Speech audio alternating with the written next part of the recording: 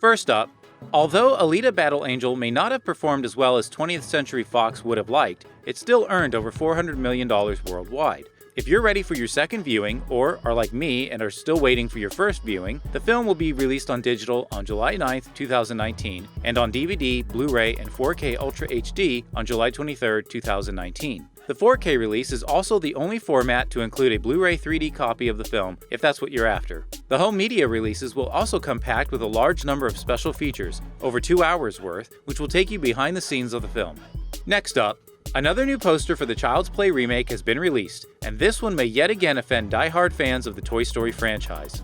From MovieWeb.com, the two films open the same day, which should prove to be one of the more interesting box office showdowns of the summer, as two very different varieties of toys that come to life will be duking it out for the hard-earned dollars of various moviegoers. The creative team behind Child's Play has been having fun with that notion, this time at the expense of Slinky Dog, seen here. While Toy Story 4 is sure to come out on top of the box office that weekend, Child's Play has the chance to do solid business, assuming critics don't roast the remake upon arrival, much like Chucky has done to poor Slinky Dog. Next up, it seems there are ideas aplenty for the Ghostbusters franchise. While director Jason Reitman is currently making a Ghostbusters film, which will be a sequel to the first two films and ignore 2016's Ghostbusters Answer the Call, franchise co-creator Dan Aykroyd has more plans up his sleeve. From ComingSoon.net, in an interview with 660 News, Aykroyd revealed that he's already written a prequel to Ghostbusters, which would feature the film's three lead characters, which were portrayed by him, Bill Murray, and the late Harold Ramis. Aykroyd said the following: "I've written Ghostbusters High, where they meet in New Jersey in 1969, and we're looking to do that as probably a glorified feature or pilot within the next maybe 5 years, and it would lead to a television project that I thought of Jason Reitman immediately for that. It's on his desk, but that's years away from the current project. But it's a neat idea for a prequel. Imagine casting the three characters as teenagers." Next up, a few months ago we received our first teaser trailer for the upcoming Downton Abbey film. Now a full-length trailer has been released revealing a few new plot points. From Cinema Blend, the overarching plot to the film involves an impending visit by the King and Queen. People are in a tizzy about the big and unexpected visit, to the point where Lady Mary asks the now retired Carson to return to his post at the manor. There's more seemingly going on, as Lady Mary seems to be contemplating leaving Downton Abbey altogether. It seems the same old "the world is continually modernizing" narrative that has been a major component throughout the history of Downton Abbey will certainly be present in the big screen venture, which should feel very familiar to fans of the show. Downton Abbey will officially hit theaters on September 20th.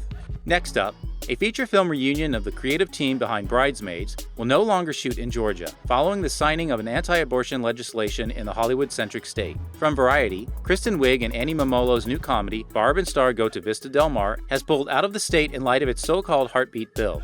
Wiig is a co-writer and star alongside Oscar nominee Momolo in the movie. The bill seeks to ban abortions after the detection of a fetal heartbeat, and has become a lightning rod for protests and outcry since Georgia Governor Brian Kemp signed it in early May.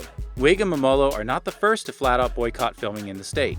Indie producers Christine Vacon and Mark Duplass made wide calls to the Hollywood community to abandon planned shoots in a stand for female reproductive rights. Actors like Jason Bateman of Ozark pledged to leave the state if the bill becomes law, which is expected to move to a higher court and scheduled to take effect on January 1st. And finally, the fires are out and the ashes have fallen, and Game of Thrones is over. But the story continues, in the form of HBO prequels and, of course, the book series that started it all, George R.R. Martin's A Song of Ice and Fire. From Slash Film, Martin bid goodbye to Game of Thrones in a lengthy blog post on his Not a Blog website, recounting the journey that his story has taken since his fateful lunch meeting with Game of Thrones showrunners David Benioff and D.B. Weiss.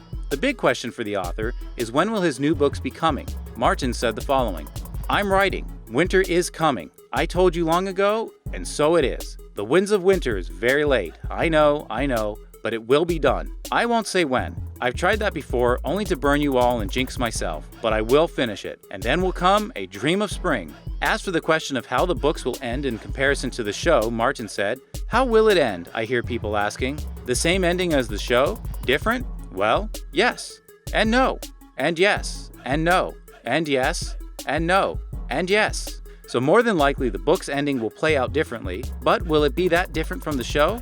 Probably not. And that will do it for today's installment of the Movie News Feed.